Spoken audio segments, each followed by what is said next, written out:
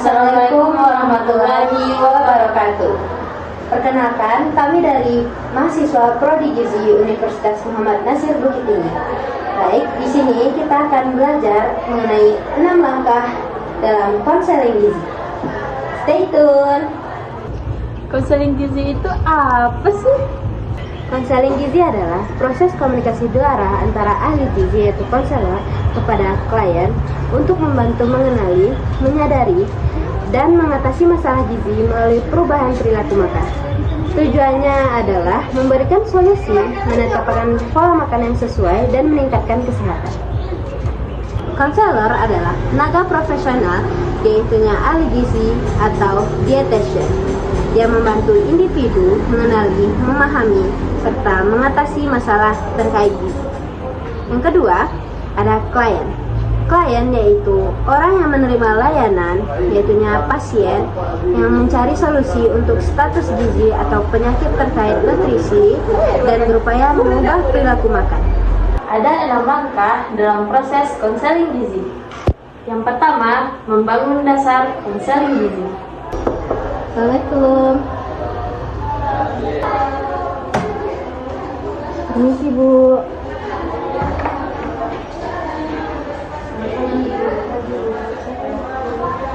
Terima kasih. Nah, perkenalkan saya Abatin, ahli gizi di Rumah Sakit UNM. Sebelumnya saya minta data rujukannya, Bu. Baik, Bu. Apakah benar dengan Ibu S yang dirujuk dari hospital sebelumnya?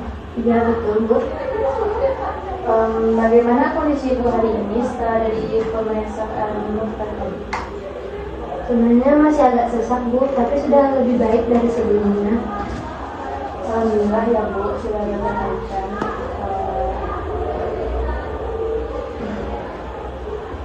Saya menerima rujukan ini yaitu untuk membantu mengatur pola makan Ibu, khususnya untuk kondisi jantung Ibu saat ini dan tekanan darah Ibu.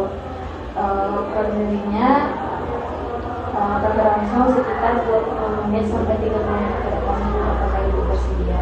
Iya, Bu, saya bersedia. Cuman saya mau tanya, Bu, tentang data-data saya, apakah nanti dibocorkan atau bagaimana, Bu?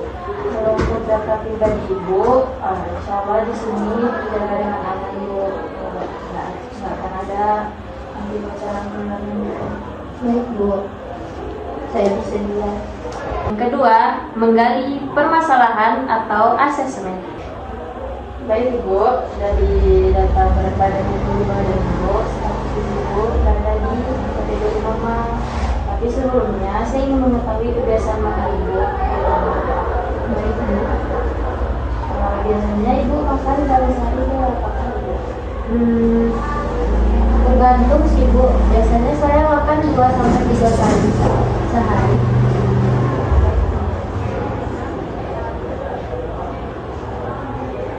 Untuk porsinya bagaimana?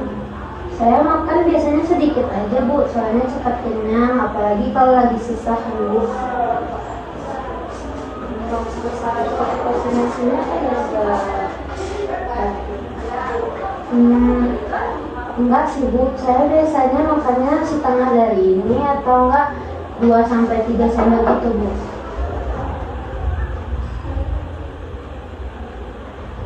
Kalau untuk lauknya biasanya Ibu makan apa tadi? Biasanya saya makan ikan air tawar, ayam, sayur, tergantung yang dimasak anak di rumah sih, Bu. Tapi saya nggak suka ikan laut.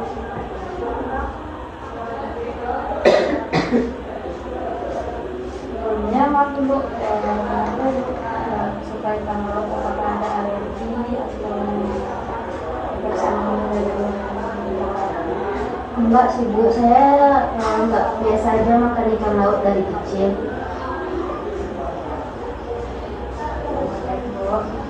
Untuk bumbu masakannya, apakah biasanya menggunakan penyedap kaldu bumbu atau kecap? Iya, Bu. Biasanya pakai, apalagi itu kan wajib ya, Bu, di rumah. Karena kalau nggak pakai penyedap dan garam, nggak enak masakannya, Bu.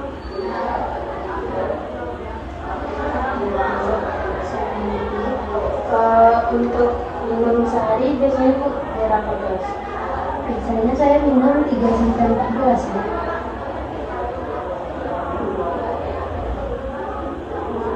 Terima kasih Bu, ini sangat membantu saya untuk menangani kondisi. Yang ketiga, menegakkan diagnosa gizi. Bu, dari hasil pemeriksaan dokter dan dari wawancara tadi, ada beberapa hal penting ya Bu. Status gizi Bu sebenarnya normal, jadi itu bagus Bu. Namun ada beberapa asupan makan Ibu yang sangat kurang, sekitar 30% dari kebutuhan harian. Biasanya ini bisa memperlambat proses pemilihan penyakit itu. Begitu ya, Bu.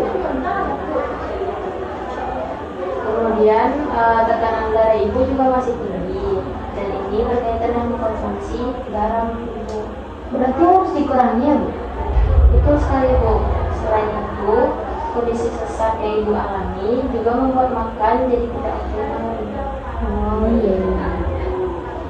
Yang keempat, memberikan intervensi gizi. Baik Ibu, setelah dari wawancara sebelumnya, dokter merujuk Ibu untuk menjalani diet jantung dan garam juga dengan kebutuhan energi sekitar 1.561 kalori. Bu, saya boleh tanya, diet jantung dan garam 3 itu apa ya, Bu? Bu, saya jelaskan poin pentingnya ya Bu. Baik. Jadi untuk pola makan Ibu itu makannya 3 kali pertama, 2 kali serangan, porsi kecil tapi sering Bu. Tapi saya takut nggak sanggup makan banyak, Bu. Soalnya saya sesak. Tidak perlu langsung sekaligus banyak Ibu, cukup sedikit tapi sering. Baik. Untuk pengaturan garamnya maksimal Ibu bisa mengkonsumsi kurang lebih itu 1 sendok teh per hari. Terus yang bisa Ibu hindari itu ada bubuk, tidak rasa, asin dan saus tiram.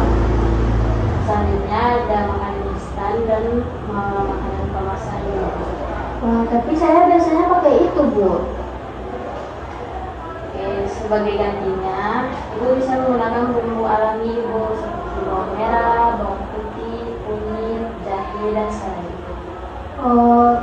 Untuk makanan yang boleh sama tidak bolehnya apa ya, Bu? Soalnya saya takut salah.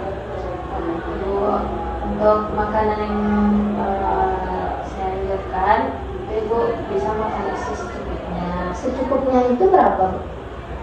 Mungkin bisa Ibu contohnya bisa porsi nasi. Baik, Bu. Kalau untuk lauknya, Ibu bisa mengkonsumsi ikan ayam tawar atau ayam tanpa kulit itu. Dan untuk protein nabatinya ada tahu bersama tempe. Terus untuk sayurnya ada sayur hijau, dan ikannya bisa dari buah. Baik, Bu.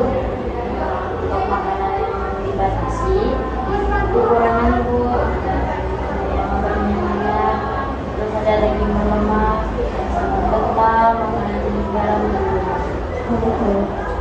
Untuk kebutuhan minumnya Ibu, jadi Ibu harus minum air putih yang cukup Ibu. Terus hindari kopi.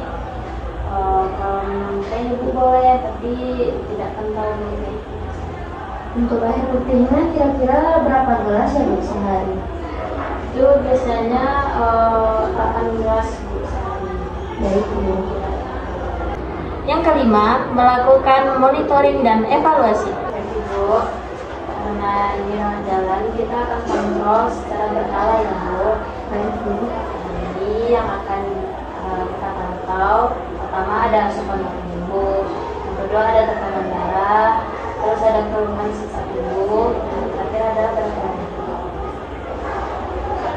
Saya sarankan Ibu kontrol ke poligizi itu 1 minggu sekali ya Bu untuk evaluasi. Baik, Bu. Untuk keluarga di rumah, mohon bantu Ibu dalam mengurangi garam yang Ibu konsumsi, terus tidak memakai penyedap dan menyiapkan makanan kecil kayak sering. Baik, Bu. mengakhiri konseling gizi. Sebelum kita akhiri ya Bu, konseling gizi, saya ingin memastikan pemahaman Ibu ya. Apa saja yang harus dihindari? Tadi Ibu bilang yang harus saya hindari itu ada penyedap, minyak asin, garam berlebihan, terus makan dengan porsi kecil tapi sering. Bagus sekali Bu. Kalau untuk makannya bagaimana? Kalau makannya ya yang tadi Bu, porsi sedikit tapi sering sebisa saya, tapi harus cukup kebutuhannya. Terus ini ada slide ya Bu, ini asupan diet Ibu. Ibu bisa bacanya di rumah sama keluarga. Baik Bu, terima kasih ya Bu, penjelasannya sangat jelas. Sama-sama Ibu, jangan lupa bertemu kembali ya Bu. Semoga Ibu sehat selalu. Oke Bu, terima kasih ya Bu. Saya pamit dulu ya Bu. Ya, oke Bu. Iya.